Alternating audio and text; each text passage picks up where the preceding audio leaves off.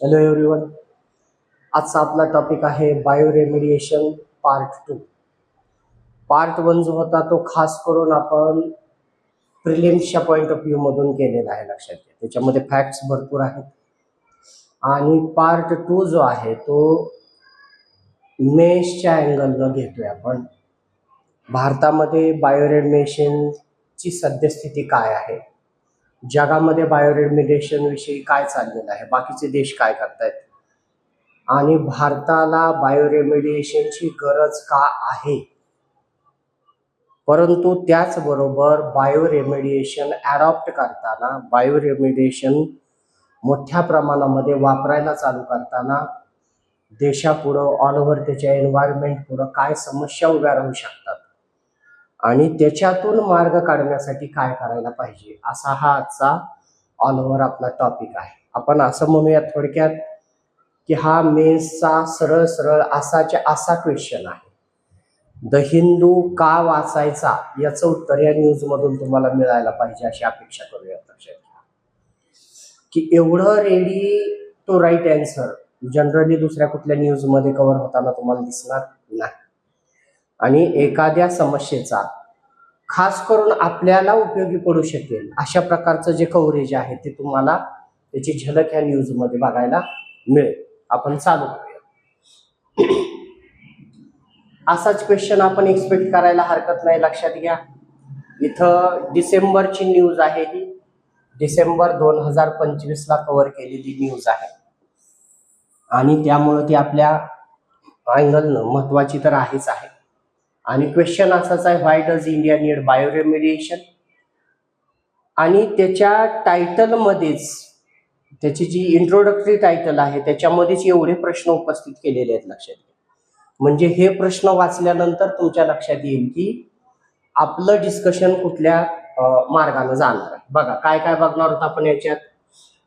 2 वेगवेगळे types of bioremediation काय आहे, 2 डिफरंट टाइप्स. त्यानंतर बायोरेमिडिएशन वापरत असताना ट्रेडिशनल मायक्रोबायोलॉजी ही कटिंग एज बायोटेक्नॉलॉजी विषयी आपण पहिल्या लेक्चरमध्ये बोललेलो आहोत. Genetically modified micro organisms, GM micro organisms कशा प्रकारे आपण याच्यात वापरणार आहोत. आणि has the government initiated schemes, गव्हर्नमेंटनं अशा काही स्कीम्स चालू केलेल्या आहेत का ज्या बायोरेमिडिएशन पुढं भारतामध्ये डेव्हलप होण्यासाठी प्रोत्साहन देणाऱ्या अशा असतील, असं काही आहे का. आणि what are the some of the challenges the country faces. हे सगळं लागू करत असताना, वापरत असताना काही देशापुढे चॅलेंजेस आहेत का with respect to adoption of such technologies. एवढ्या क्वेश्चनच्या माध्यमातून आपण ही जी न्यूज आहे ती अनफोल्ड होत जाणार आहे आणि आपल्या लक्षात येणार आहे की कशा प्रकारे हा एक सरळ सरळ आपला क्वेश्चन आणि त्याचा आन्सरचा फॉर्मॅट असणार आहे. सगळ्यात पहिल्यांदा आपण बघणार आहोत प्रॉब्लेम्स काय आहेत. म्हणजे बायोरेमिडिएशन वापरण्याची गरज निर्माण करण्यासारखी अशी काय समस्या निर्माण झालेली आहे. त्याचं उत्तर आहे human waste is a leading to decaying world. मोठ्या प्रमाणामध्ये वेस्टचं प्रोडक्शन आहे, खास करून माणसानं निर्माण केलेली वेस्ट आहे. वेअर ॲक्सेस टू, याच्यातून clean air, clean water, clean soil हे सगळं अवेलेबल होणं कठीण होत चाललेलं आहे.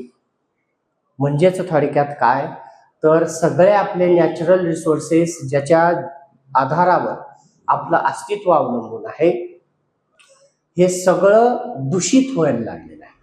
आणि ते एवढं दूषित व्हायला लागलंय की त्याचा थेट अतिशय गंभीर असा परिणाम आपल्या आरोग्यावर आणि येणाऱ्या पिढ्यांच्या आरोग्यावर दिसायला सुरुवात झालेली आहे.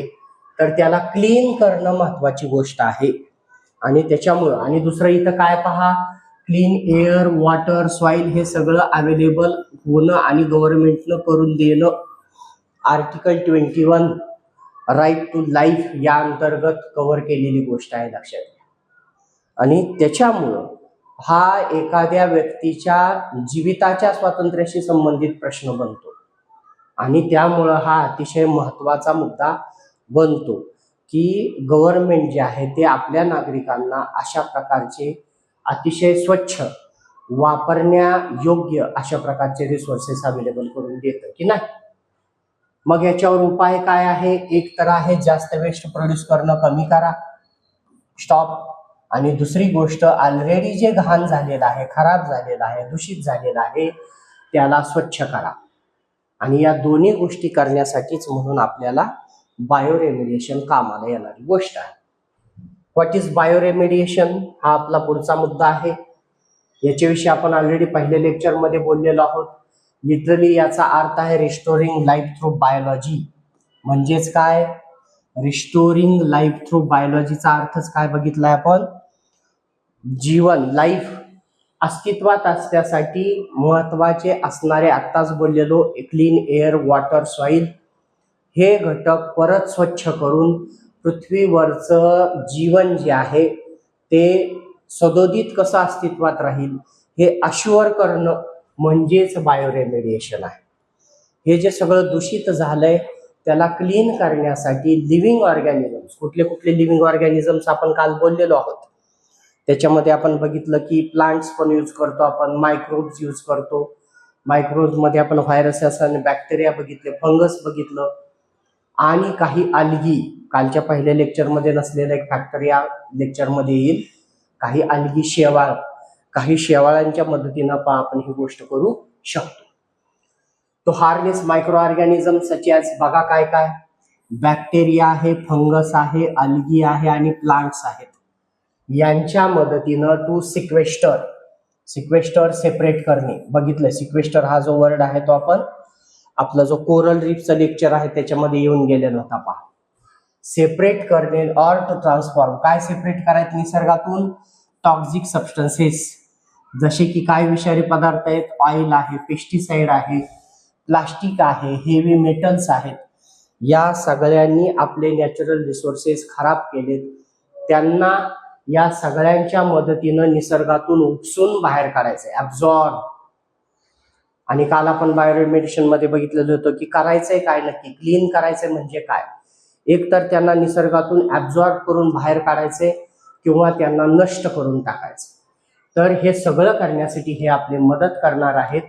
आणि या लिव्हिंगच्या मदतीनं आपण दूषित झालेल्या निसर्गावर उपचार करतोय, म्हणूनच त्याचं नाव आहे बायोरेमिडिएशन. ठीक आहे. What dot this organisms do? आता हे ह्या सगळ्याला स्वच्छ करतात म्हणजे काय करतात? एक सगळ्यात पहिली गोष्ट, हे जे आपल्यासाठी पोल्युटंट्स आहेत ते त्यांच्यासाठी फूड आहे. म्हणजे जसं आपण म्हटलं की ऑइल स्पिल झालं, तेल जे आहे ते समुद्रामध्ये पसरलं, तर ते आपल्यासाठी पोल्युटंट आहे. परंतु आपण जे बॅक्टेरिया त्याच्यावर सोडणार आहोत, ऑइल इटिंग बॅक्टेरिया, त्या बॅक्टेरियासाठी ते त्याचं फूड आहे. मग ते खाताना काय करतं? तर त्या पसरलेल्या विषारी पोल्युटंट्सला ब्रेकडाऊन करतं आणि ब्रेकडाऊन केल्यानंतर जे बनतं ते आपल्यासाठी हार्मलेस असतं. हे असे जे ब्रेकडाऊन केल्यानंतरचे बाय प्रॉडक्ट्स असतात त्याला आपण खाऊन ब्रेकडाऊन करतोय म्हणजे त्याला पचवतंय असं म्हणूया. जे विषारी आहे त्याला खाऊन टाकते आणि जे नंतर बनतं ते मात्र आपल्यासाठी हार्मलेस असतं. नंतर काय काय बनू शकतं? पाणी बनतंय, कार्बन डायऑक्साईड बनतंय किंवा काही ऑर्गॅनिक ऍसिड्स बनतायत. हे एक तर पूर्णतः हार्मलेस असू शकतात किंवा अगोदरच्या पेक्षा कमी घातक असू शकतात आणि त्याच्यामुळे ते निसर्गाला धोकादायक असणार नाहीत. अशा पद्धतीनं हे मायक्रोब्स आणि किंवा बाकीचे ऑर्गॅनिझम्स निसर्ग स्वच्छ करायला आपली मदत करणार आहेत. म्हणून याला कालच्या लेक्चरमध्ये अगोदरच्या पार्ट 1 मध्ये आपण एक शब्द वापरलेला आहे, क्लीन टेक्नॉलॉजी. ठीक आहे. काही केसेसमध्ये they can convert toxic metals पण कन्वर्ट करतात ते into less dangerous forms that no longer leaching विषयी पण बोललेलो होता आपण. सॉइल ऑर ग्राउंड वॉटर, काही टॉक्सिक मेटलचं कन्व्हर्जन करून त्यांना मातीमध्ये किंवा ग्राउंड वॉटरमध्ये मिसळण्यापासून थांबवण्याचं काम सुद्धा ह्या ऑर्गॅनिझम्स करतात. यालाच सगळ्याला आपण बायोरेमिडिएशन असं म्हणतोय. चला पुढचा मुद्दा काय आहे? मग तिथं 2 प्रकार आहेत मुख्यत्वे. इन सिटू बायोरेमिडिएशन म्हणजे काय? जिथं प्रॉब्लेम आहे तिथंच त्याच्यावर उपचार करणे. जसं आपण म्हटलं समुद्रात तेल पसरलंय, त्याच्यावर ते ऑइल इटिंग बॅक्टेरिया सोडले आणि त्यांनी तिथंच काम केलं आणि ते सगळं संपवलं, आणि त्याला म्हणतात इन सिटू. दुसरा आहे ex situ bioremediation. Ex situ म्हणजे ओरिजिनल जिथं प्रॉब्लेम आहे तिथंच त्याच्यावर उपचार न करता, समजा एखाद्या ठिकाणची माती दूषित झाली आहे, ती सगळी माती तुम्ही गोळा केली आणि एखादी तुमची जी काही ती माती स्वच्छ करण्याची फॅसिलिटी आहे, जसा कचरा डेपो असतो, त्या ठिकाणी ती माती नेली, तिच्यावर काही मायक्रो ऑर्गॅनिझमचा एक्सपेरिमेंट केला, मातीतले विषारी घटक काढले आणि ती माती उचलून पुन्हा जिथं होती तिथं नेऊन टाकली. म्हणजे तुम्ही जिथं माशी दूषित झाली आहे तिथंच त्याच्यावर स्वच्छतेचं काम न करता दुसऱ्या ठिकाणी नेऊन केलं तर त्या मेथडला म्हणतात एक्स सिटू बायोरेमेडिएशन. त्यानंतर मॉडर्न बायोरेमेडिएशन हे ट्रेडिशनल मायक्रोबायोलॉजी आणि कटिंग एज. कटिंग एज म्हणजे लेटेस्ट, अत्याधुनिक. कटिंग एजला काय शब्द वापरूयात बघा, आपण बोललेलो शब्द पण आपल्यासाठी सीसेटच्या अँगलनं महत्वाचे आहेत. कटिंग एज बायोटेक्नॉलॉजीचा अर्थ आहे अत्याधुनिक. पण अत्याधुनिकला उपयोग करतानाच पारंपरिक जे जुनं नॉलेज आहे मायक्रोबायोलॉजीचं त्याचा सुद्धा उपयोग करून त्याला अतिशय लेटेस्ट अशा बायोटेक्नॉलॉजीची जोड देऊन बायोरेमेडिएशन काम करतं. ठीक आहे. पहिली गोष्ट, काही नवे बायोटेक्नॉलॉजीज आहेत ते आपल्याला महत्वाचे आहेत to gain unprecedented insight into biology. म्हणजे आजपर्यंत अनप्रेसिडेंटेडचा अर्थ असतो या आधी कधीही झालेलं नाही, अभूतपूर्व. म्हणजे आधीकडं अशी काय बायोटेक्नॉलॉजी डेव्हलप झाले, जशी काय बघूयात आपण. डीएनए मध्ये पाहिजे तो जीन कट करून नवा जीन तिथं बसवू शकतो आपण. तर हे याच्या अगोदर कधीही पॉसिबल नव्हतं. अशा सारख्या गोष्टी ज्या आहेत त्या बायोलॉजीत कधी शक्य झालं नाही, त्या गोष्टी आता करायला मदत करतायत आपल्या. आणि अलाविंग देम टू आयडेंटिफाय बायोमोलिक्युल्स. बायोमोलिक्युल्स काय, लिव्हिंग ऑर्गॅनिझमच्या आतले मोलिक्युल्स. म्हणजे कुठले बघा, डीएनए, आरएनए, प्रोटीन्स, अशा प्रकारच्या मोलिक्युल्सला आपण बायोमोलिक्युल्स म्हणतो विथ युजफुल कॅरेक्टरिस्टिक्स. आणि लिव्हिंग ऑर्गॅनिझमच्या आतल्या ह्या मोलिक्युलचा अभ्यास करूनच, समजा एखादा मायक्रो ऑर्गॅनिझम आहे आणि आपल्या लक्षात आले की अरे ह्याच्याकडे असं काहीतरी एन्झाईम आहे, असं काहीतरी प्रोटीन आहे जे ह्या विषारी पदार्थाला नष्ट करू शकते, आणि मग त्या मायक्रो ऑर्गॅनिझमचा उपयोग आपण ती निसर्गातली अस्वच्छता किंवा प्रदूषण करणारी जी गोष्ट आहे ती संपवण्यासाठी वापरतो. तर त्यासाठी ह्या नॉलेजचा उपयोग करता येतोय.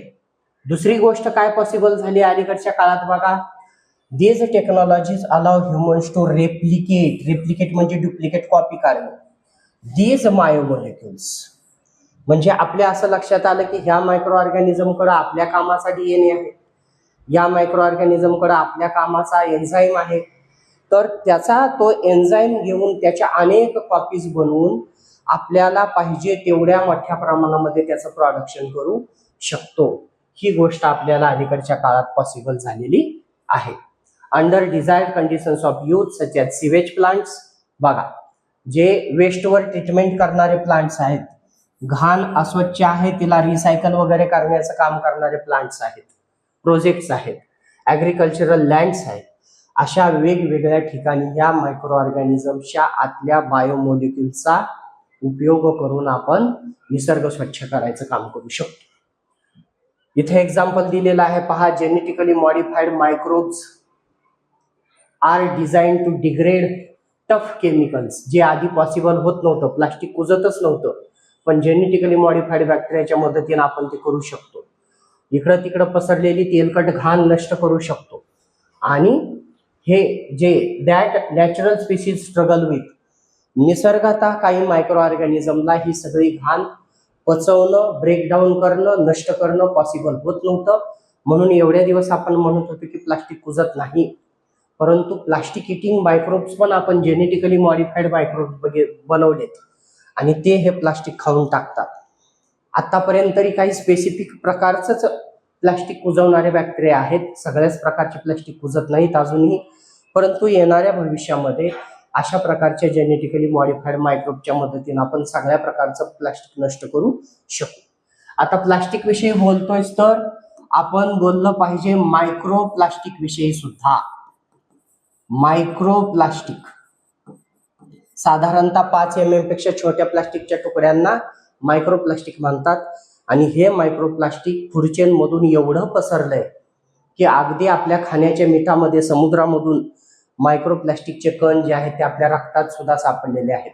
त्याच्यामुळे मायक्रो प्लास्टिक हा एक वेगळा टॉपिक तयार करायला पाहिजे. ठीक आहे, चला मग सिंथेटिक बायोलॉजी, त्याच्यातून आपण बनवले बायोसेन्सिंग और बायोसेन्सर. बायोसेन्सर्स काय आहेत बघा. निसर्गामध्ये एखाद्या ठिकाणी एखादा विषारी पदार्थ आहे, मातीत सापडला, हवेत सापडला, पण तो प्रॉब्लेम असा आहे की आपल्याला कळतच नाही की तो मातीत आलाय, हवेत पसरलाय, ग्राउंड वॉटर मध्ये पसरलाय. तर आपण असे काही मायक्रो ऑर्गॅनिझम्स बनवलेत जे मायक्रो ऑर्गॅनिझम्स, समजा एखादा एकदम स्वच्छ असा परिसर आहे, निसर्ग संपन्न असा परिसर आहे, आणि त्याच्यामध्ये हे मायक्रो ऑर्गॅनिझम्स जर एखादा पोल्युटंट त्या एरियात पसरायला लागला तर हे काय करतात, एक तर त्यांचा कलर चेंज करतात किंवा फ्लोरोसन्स म्हणजे चमकण्याची ॲबिलिटी, अंधारामध्ये चमकण्याची किंवा प्रकाश बाहेर टाकण्याची ॲबिलिटीला फ्लोरोसन्स म्हणतात. म्हणजे तिथं तो प्रदूषक आला, पोल्युटंट सबस्टन्स आला की हे मायक्रो ऑर्गॅनिझम्स एकतर स्वतःचा कलर चेंज करतील किंवा बाहेर टाकणारा जो लाईट आहे चमकायला लागतील. त्याच्यावरून आपल्याला कळेल की या भागामध्ये पोल्युशन व्हायला लागलेलं आहे. म्हणजे एखाद्या भागात पोल्युशन व्हायला लागलेलं आहे हे आपल्याला एका लिव्हिंग ऑर्गॅनिझमनं सांगितलं, म्हणून ह्या फिनॉमिनाला काय वर्ड वापरतोय, बायोसेन्सिंग. आणि त्या ऑर्गॅनिझम्सना काय म्हणतात आपण, बायोसेन्सर्स. हा पण एक वेगळा मुद्दा आहे, लक्षात घ्या. What are biosensors? असे ऑर्गॅनिझम्स जे आपल्याला एखाद्या टॉक्झिक किंवा घातक पदार्थाच्या अस्तित्वाची ओळख पटवून देतात की तो पदार्थ इथं पण आलाय, इथल्या हवेत तो आहे, इथल्या मातीत तो आहे, इथल्या पाण्यात तो आहे. कसा सांगतात बघितलं आपण. एकतर ते स्वतःचा कलर चेंज करतात किंवा ते त्यांचं जे चमकणं आहे ते वेगळ्या पद्धतीनं करायला लागतात. आणि त्याच्यावरून आपल्याला कळतं. when they detect toxins providing early warnings of contamination. Contamination म्हणजेच प्रदूषित होणे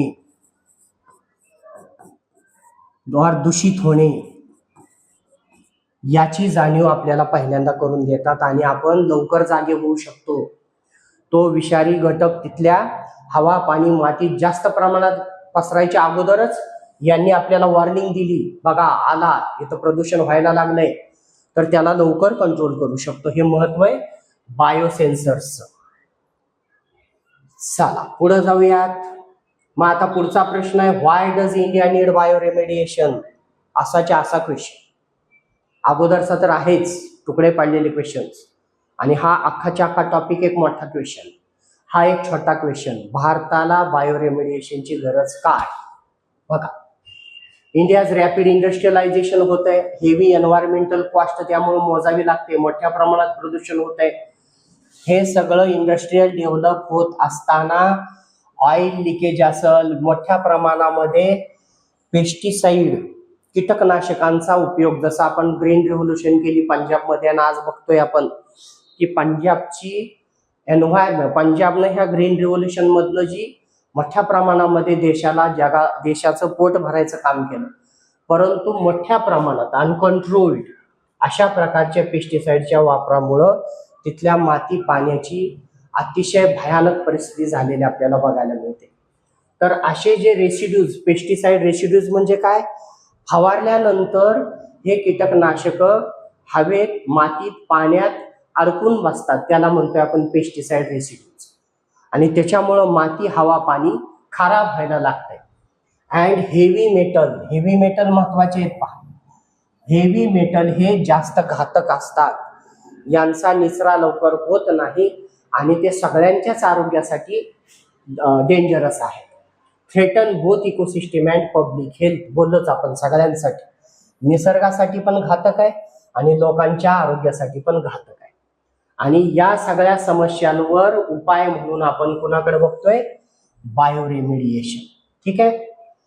आता मग आपण म्हणतोय की मग बायोरेमिडिएशनचीच काय गरज आहे? ट्रेडिशनल पारंपरिक दृष्ट्या आपण नैसर्गिक गोष्टी हवा, पाणी, माती स्वच्छ करायला वापरतोय, ते नाही का काम करत? तर त्याचे काही लिमिटेशन्स आहेत. काय लिमिटेशन्स आहेत ट्रेडिशनल क्लीनअप टेक्नॉलॉजीची? एक तर सगळ्यात पहिली गोष्ट ते महागडे आहेत. त्यानंतर त्यांना एनर्जी कन्झम्पशन खूप लागतं, मोठ्या प्रमाणात एनर्जी लागते सगळं वापरताना. आणि दुसरी गोष्ट, मेन प्रॉब्लेम संपवला तरी त्याच्यातून काही सेकंडरी पोल्युटंट्स जन्माला येतात आणि ते दुसरंच पोल्युशन करायला सुरुवात करतात. याचा अर्थ ट्रेडिशनल क्लीनअपच्या टेक्नॉलॉजी ज्या आहेत त्या जास्त इफिशियंट नाहीत म्हटलं तरी चालेल. ठीक आहे. एक तर त्या जुना प्रॉब्लेम पूर्ण सोडवत नाहीत, मोठ्या प्रमाणात एनर्जी लागते त्याला, महागड्या आहेत आणि जुना प्रॉब्लेम न सोडवता हे नवीन डोकेदुखी निर्माण होते. मग याच्यावर उपाय म्हणून आपण बायोरेमिडिएशन कडे बघतोय. बघा, बायोरेमिडिएशन ऑफर्स, जुन्याच्या तुलनेमध्ये बायोरेमिडिएशन कसं आहे? चीपर ऑप्शन आहे, कमी खर्चात होतोय. आणि दुसरी गोष्ट, सस्टेनेबल अल्टरनेटिव्ह आहे, शाश्वत, म्हणजे याच्यातून नवीन समस्या निर्माण होत नाहीत. हा टिकाऊ पद्धतीचं सोल्युशन आहे जे नव्या कुठल्याही समस्याला जन्म देत नाही आणि जुनी समस्या अतिशय इको फ्रेंडली पद्धतीनं नष्ट करून टाकतात. म्हणून बायोरेमिडिएशन महत्वाचं आहे, especially in a country where vast stretches. माहीतच आहे आपल्याला, आपल्यासारख्या देशामध्ये जिथं खूप मोठ्या प्रमाणात जमीन, पाणी हे सगळं अफेक्टेड झालेलं आहे, दूषित झालेले आहेत. आणि हे सगळं रेमेडी करण्यासाठी आपल्याकडे बाकीचे रिसोर्सेस लिमिटेड आहेत. But resources for remediation are limited. अशा देशामध्ये बायोरेमिडिएशन हा अतिशय उत्कृष्ट पद्धतीचा उपाय आहे. ठीक आहे. त्याचबरोबर भारताच्या दृष्टीने महत्वाची गोष्ट काय? India's diverse biodiversity is a huge advantage. म्हणजे काय? आपल्याकडे एवढी बायोडायव्हर्सिटी आहे. बघा, आपण बायोडायव्हर्सिटी म्हटलं की फक्त पक्षी, प्राणी यांच्याच विषयी बोलतो, परंतु मायक्रो ऑर्गॅनिझम सुद्धा बायोडायव्हर्सिटीचा भाग आहे. तर इथल्या समस्यांसाठी, लोकल समस्यांसाठी बाहेरून मागवलेले मायक्रो ऑर्गॅनिझम तेवढे इफेक्टिव्हली काम नाही करू शकत. इथल्या क्लायमेटमध्ये अडॉप्ट झालेले देशी micro organisms, local micro organisms अतिशय चांगल्या पद्धतीनं या निर्माण झालेल्या समस्याशी लढण्यासाठी आपल्याला मदत करू शकतात. आणि आपल्याकडं त्याची कमतरता नाही. मोठ्या प्रमाणामध्ये त्या मायक्रो ऑर्गॅनिझमची सुद्धा बायोडायव्हर्सिटी आहे. इंडिजिनियस मायक्रोब्स, त्यालाच आपण देशी मायक्रोब्स म्हटलं, adapted to local conditions such as high temperature. आपण ट्रॉपिकल कंट्री आहोत, तर आपल्याकडे मोठ्या प्रमाणात तापमान असतं. त्याचबरोबर क्षार, सलायनिटी, ऍसिडिटी अशा प्रॉब्लेम्सना बाहेरून can out perform imported strains. Imported strains म्हणजे बाहेरून आयात केलेली मायक्रो ऑर्गॅनिझमची व्हरायटी. त्या बाहेरून आणलेल्या मायक्रो ऑर्गॅनिझम पेक्षा देशी मायक्रो ऑर्गॅनिझम इथल्या समस्यांशी जास्त चांगल्या पद्धतीनं लढू शकतात, निपटू शकतात. ठीक आहे.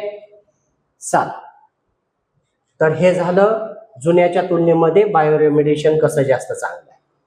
मग आता असं असेल तर मग आत्ताच्या घडीला, या काळात, राईट नाव, या क्षेत्रामध्ये बायोरेमिडिएशनच्या क्षेत्रामध्ये भारत कुठं आहे? म्हणजेच थोडक्यात भारतामध्ये या क्षेत्राची स्थिती काय? बघा काय स्थिती आहे. परत सरळ सरळ आपल्या मेन्सच्या अँगलनं विचारलेला उचललेला क्वेश्चन आहे, लक्षात घ्या. Bioremediation in gaining traction. Gaining traction म्हणजे हळूहळू गती मिळायला लागलेली, त्याच्या डेव्हलपमेंट वाढायला लागलेली. Steel largely in pilot phases, म्हणजे आणखीन पाहिजे तेवढी गती नाहीये, पाहिजे तेवढा याचा विस्तार झालेला नाही. बऱ्याच ठिकाणी हे पायलट प्रोजेक्ट म्हणजे काय असतात, एक्सपेरिमेंटल प्रोजेक्ट. ठीक आहे, करून बघूयात काय होतं, हे वापरून बघूयात याचा परिणाम रिझल्ट काय आहे. अशा स्टेजमध्येच आपण भारतात बायोरेम्युनेशन बघतो. याच्यात कोण कोण काम करतंय पहा. डिपार्टमेंट ऑफ बायोटेक्नॉलॉजी गव्हर्नमेंटच आहे. यानं supported several projects to its clean technology programme. वर आपण क्वेश्चन विचारला होता, गव्हर्नमेंटचे याच्याशी रिलेटेड काही प्रोग्राम्स आहेत का, त्याचं हे उत्तर चालू झालंय, लक्षात घ्या. बायोटेक्नॉलॉजी डिपार्टमेंटनं क्लीन टेक्नॉलॉजी प्रोग्राम मधून वेगवेगळ्या जणांना सपोर्ट केलेला आहे की तुम्ही हे वापरून बघा, बघूयात काय रिझल्ट येत आहे. एनकरेजिंग पार्टनरशिप, वेगवेगळ्या युनिव्हर्सिटीजमध्ये रिसर्च होतो तिथं त्यांच्याशी पार्टनरशिप केलेली आहे. पब्लिक रिसर्च इन्स्टिट्यूशन्स बरोबर त्यांनी पार्टनरशिप केलेली आहे. आणि काही या फील्ड मधल्या इंडस्ट्रीज बरोबर सुद्धा त्यांनी टायअप केलेलं आहे. म्हणजे थोडक्यात भारतात याची सुरुवात झालेली आहे असं आपण म्हणूयात. त्याचबरोबर CSR जे आहे, council for scientific research, scientific industrial scientific and industrial research CSIR, हे जे आहे national environmental engineering research institute, ह्या दोघांनी has a mandate to propose and implement programmes related to bio. म्हणजे यांनी सुद्धा याच्याशी रिलेटेड काही प्रोग्राम्स डेव्हलप करायला सुरुवात केलेली आहे. तिसरी गोष्ट आहे रिसर्चर्स. कुठले researchers? IIT, Indian institute of technology, experimented with nano composite material. Nano material खूप छोट्या पातळीवर, नॅनो किती असते, 10⁻⁹ एवढ्या छोट्या मीटर, नॅनोमीटर जर म्हटलं तर एवढ्या छोट्या लेवलच्या पार्टिकल्स पासून बनवलेलं मटेरियल आहे, जे कापसापासून बनवलंय. That can be use to mop up oil spills. म्हणजे जसं आपण घरात काही पाणी वगैरे सांडलं तर मॉपनं पुसून घेतो, तर मॉप काय करतंय, ते सांडलेलं पाणी ओढून घेते, शोषून घेते. तसं समुद्रामध्ये मोठ्या प्रमाणामध्ये पसरलेलं जे तेल आहे ते तेल ऍब्झॉर्ब करून घेणारे अशा प्रकारचं नॅनो कॉम्पोजिट मटेरियल जे आहे ते कापसापासून, कापसाच्या एकदम नॅनो पार्टिकल्स पासून बनवलेलं मटेरियल जे आहे ते या IITने डेव्हलप केलेलं आहे. ह्या भारतातली आपण काय डेव्हलपमेंट आहे बायोटेक्नॉलॉजीची सध्याची परिस्थिती त्याच्याविषयी बोलतोय. याच्यातलाच पुढचा पॉइंट काय आहे बघा, अदर्स हॅव आयडेंटिफाईड बॅक्टेरिया. बाकीचे काही रिसर्चर्स आहेत त्यांनी असे काही बॅक्टेरिया शोधलेत that can consume toxic pollutants. बोललोच आपण, प्लास्टिक खाणारे, तेल खाणारे बॅक्टेरिया, विषारी घटक जसे की आर्सेनिक आणि सेलेनियम मातीतनं शोषून घेणारी झाडं, अशा प्रकारच्या गोष्टी डेव्हलप झालेल्या आहेत. तर मातीतून विषारी घटक खाऊन टाकणारे बॅक्टेरिया शोधले गेलेले. काही स्टार्टअपवर मेन्सचाच क्वेश्चन येऊन गेलाय पहा मागच्याच वर्षी. मागच्याच वर्षी मेन्सचा क्वेश्चन स्टार्टअप्सवर येऊन गेलाय की भारतामध्ये इंटेलेक्च्युअल प्रॉपर्टी राईट्स रजिस्ट्रेशन मोठ्या प्रमाणात आहे, परंतु ऍक्च्युअल त्याचं इम्प्लिमेंटेशन किंवा ऍक्च्युअलायझेशन होताना का नाही दिसत. मोठ्या प्रमाणामध्ये जी कागदावरची गोष्ट आहे ती प्रत्यक्षात येताना का नाही दिसत असा तो प्रश्न होता. तर या क्षेत्रात सुद्धा काही स्टार्टअप्स चालू झालेले आहेत. कुठले आहेत त्याचे एक एक्झाम्पल दिलेले आहेत, बायोटेक कन्सॉर्टियम इंडिया लिमिटेड आणि इकोनिर्मल बायोटेक. हे जे आहेत हे काय करतात, मायक्रोबियल फॉर्म्युलेशन. म्हणजे काय फॉर्म्युला म्हणजे बघा, ऍसिडिटीचं औषध हा एक फॉर्म्युला आहे, डोकेदुखीचं औषध गोळी घेतली तो एक फॉर्म्युला आहे. तसं असे काही मायक्रो ऑर्गॅनिझमचे फॉर्म्युलेशन्स किंवा आपण त्याला औषधं म्हणूयात बनवलेली आहेत, जे सॉइल आणि वेस्ट वॉटरला स्वच्छ करण्याचं काम करतात. मग आता प्रश्न असा आहे, हे जर सगळं इनिशियल स्टेजमध्ये आहे तर याला मोठ्या प्रमाणामध्ये का नाही वापरायला सुरुवात केली. याच्यामध्ये काही समस्या, काय प्रॉब्लेम्स आहेत बघा. Challenges before wide spread adoption. एक तर टेक्निकल चॅलेंज आहे. सगळ्यात पहिली गोष्ट काय टेक्निकल चॅलेंज आहे, या क्षेत्रातलं स्पेसिफिक नॉलेज आणि कॉम्प्लेक्स नेचर ऑफ पोल्युटंट्स याच्याविषयी आपल्याला पाहिजे तेवढा अभ्यास नाही, त्याच्याविषयीचा पाहिजे तेवढा डेटा नाही. आणि कमी डेटावर जर आपण हे वापरायला सुरुवात केली तर त्याचे चुकीचे आणि जास्त घातक परिणाम निर्माण होऊ शकतात. का तर हे मायक्रोब्स आहेत. हे जर तुमच्या कंट्रोलमधून सुटले म्हणजे हा थोडक्यात पॅन्डोरा बॉक्स उघडल्यासारखं होईल. त्याच्यावर नंतर तुमचं काही कंट्रोल राहणार नाही. आणि हे मायक्रोब्स काय असे शेळ्या, वाघ, मेंढ्या, चित्ते नाहीत की इकडं तिकडं पळाले तर पकडून माघारी आणले. त्यामुळं यांना अतिशय सावधगिरी बाळगून, सावधानता बाळगूनच वापरावं लागेल. ठीक आहे. तर अगोदर तुम्हाला याचं साईट स्पेसिफिक नॉलेज आणि कॉम्प्लेक्स नेचर ऑफ पोल्युटंटची व्यवस्थित माहिती असणं गरजेचं आहे. दुसरं याचं चॅलेंज आहे रेग्युलेटरी चॅलेंज. म्हणजे काय, अशी कुठलीही एखादी स्पेसिफिक ऑथॉरिटी, संस्था, ऑर्गनायझेशन, इन्स्टिट्यूट डेव्हलप झालेली नाही जी या फील्डवर कंट्रोल ठेवू शकेल. कोण काय रिसर्च करतंय, कोण कुठले मायक्रोब्स वापरतंय, कोण बाहेरचे मायक्रोब चोरून आणतंय का, त्याच्यात जेनेटिकली मॉडिफिकेशन करून, जसं की आपण कोरोना व्हायरसच्या बाबतीमध्ये काय बघितलेलं होतं बघा, की चायनामधल्याच एका लॅबमधून हा कोरोना व्हायरस लीक झाला आणि तो सगळ्या जगभरात पसरला. अशा प्रकारची एक बेसिक इन्फॉर्मेशन त्या काळच्या न्यूजमध्ये चालली. ठीक आहे. तसं यांना कंट्रोल करणं खूप महत्वाची गोष्ट असते. त्यासाठी एखादी रेग्युलेटरी ऑथॉरिटी जी आहे, lack of unified bioremediation standards, असे कुठलेही स्टँडर्ड्स अजून तरी गव्हर्नमेंटनं आखून दिलेले नाहीत. कुठल्या गाईडलाईन्स आखून दिलेल्या नाहीत. कुठल्याही प्रकारचे मार्गदर्शक तत्व सांगितली गेलेली नाहीत. त्यामुळं या फील्डमध्ये रिसर्च करणं आणि त्याचा डेली लाईफमध्ये इम्प्लिमेंटेशन करणं याला लिमिटेशन्स आहेत. मग what are other countries doing? भारतात जर ही परिस्थिती असेल तर दुसरे देश काय करतात बघा. दुसऱ्या देशांनी आपल्यापेक्षा खूप पुढे आघाडी घेतलेली बघायला मिळेल. जपाननं जे आहे ते मायक्रोबियल आणि प्लांट दोघांचा उपयोग करणार मायक्रोब्स आणि प्लांट बेस्ड क्लीनअप सिस्टीम्स या अर्बन वेस्ट मॅनेजमेंटमध्ये ऑलरेडी वापरायला सुरुवात केलेली आहे. शहरातला जो कचरा जमा होतो त्या कचरा डेपोवर त्या कचऱ्याला कुजवणं आणि त्याला इको फ्रेंडली पद्धतीनं नष्ट करून टाकणं, यासाठी जपाननं मोठ्या प्रमाणात त्याचा उपयोग चालू केलेला आहे. युरोपियन युनियन जे आहे ते स्वतःच्या देशांबरोबरच cross country project चालवतं.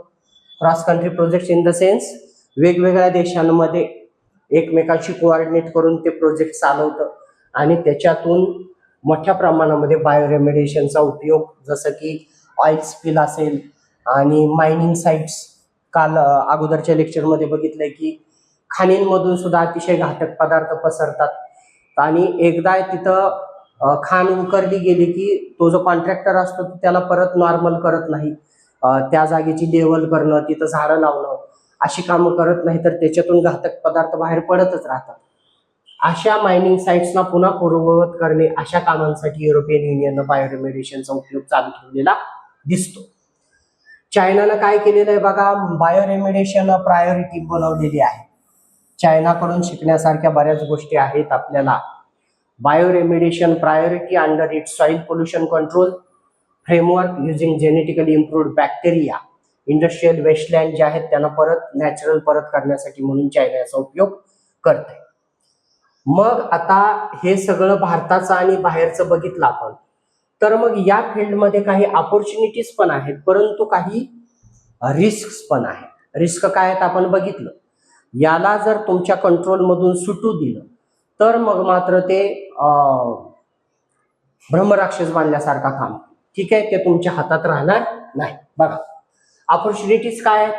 Bioremediation can help restore rivers, reclaim land, clean industrial sites, creating jobs, environmental consulting and waste management, अशा अनेक फील्डमध्ये अनेक रोजगार निर्मिती आणि तुमच्या नॅचरल रिसोर्सची स्वच्छता हे होण्याची प्रचंड मोठी संधी याच्यात आहे.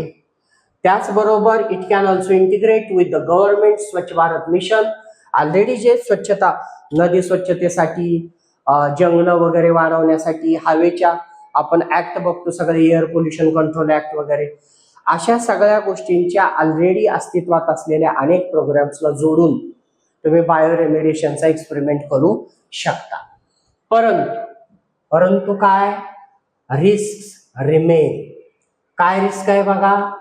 The introduction of genetically modified organism into open environment need to be strictly monitored.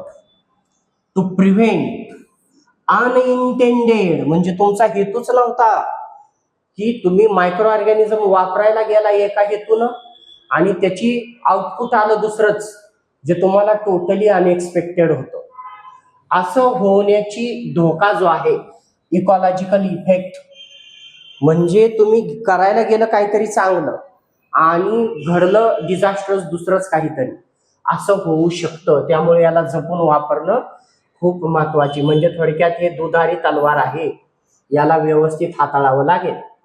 त्याचबरोबर इनॲडिक्वेट टेस्टिंग, मगाशीच बघितलं डेटा कमी आहे आपल्याकडं, और poor contaminate or monitoring, poor containment or monitoring, व्यवस्थित जर या सगळ्यांवर लक्ष ठेवलं नाही, can create fresh problems while solving old ones. हा धोका इथं आहे, लक्षात घ्या.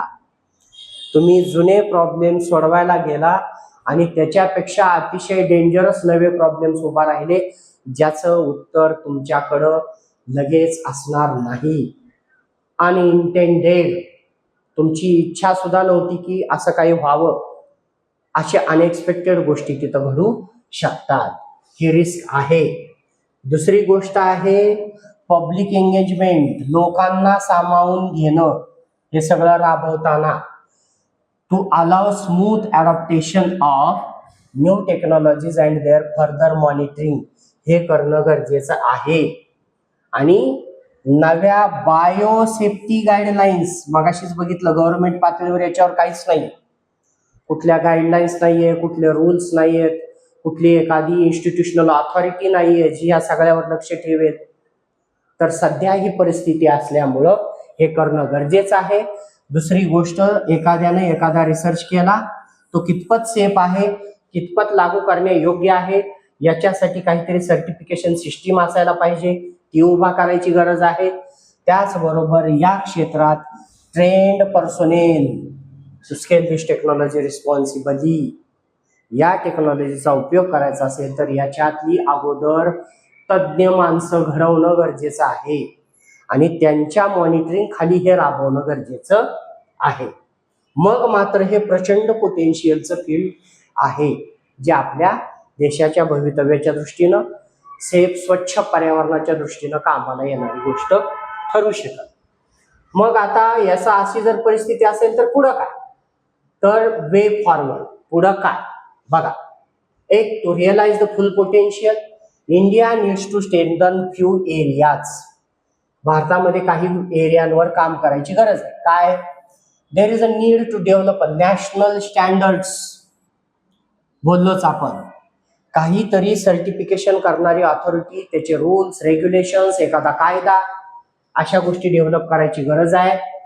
प्रोटोकॉल्स, मायक्रोबियल ऍप्लिकेशन्स, ह्या सगळ्यांची गरज आहे. दुसरं, बिल्डिंग रिजनल बायोरेमेडिएशन हब्स, वेगवेगळ्या क्षेत्रामध्ये म्हणजे जॉग्राफिकल क्षेत्रांमध्ये ठिकठिकाणी अशी सेंटर्स उभा करायची गरज आहे आणि त्या त्या क्षेत्रातल्या त्या त्या फील्डमध्ये काम करणाऱ्या युनिव्हर्सिटीज, इंडस्ट्रीज, लोकल गव्हर्नमेंट्स, या सगळ्यांना त्याच्याशी जोडून घेण्याची गरज आहे. तिथले लोकल इश्यूज वेगळ्या पद्धतीने हँडल करायची गरज आहे. एकच माप सगळीकडे फिट होतं अशा प्रकारचा ॲटिट्यूड जो आहे तो ठेवून चालणार नाही. ठीक आहे, प्रत्येक समस्येकडे तिथल्या पद्धतीनं बघायला पाहिजे. Identify appropriate technologies for their resolution. This can be implemented through the support for local स्टार्टअपला पण सपोर्ट केला पाहिजे, जे त्या क्षेत्रामध्ये उभारायचा प्रयत्न करतायत. आणि कम्युनिटी प्रोजेक्ट्स म्हणजे लोकांच्या सहभागांमधून पण प्रोजेक्ट्स उभा करून वेगवेगळ्या प्रकारच्या वर आपण म्हटलेलोच पब्लिक एंगेजमेंट, त्यांना सामावून घेण्याची गरज आहे. ठीक आहे, public engagement would raise awareness that microbes can be allies not threats in environmental restoration. लोकांचा सहभाग ही शेवटी एक महत्वाची गोष्ट आहे.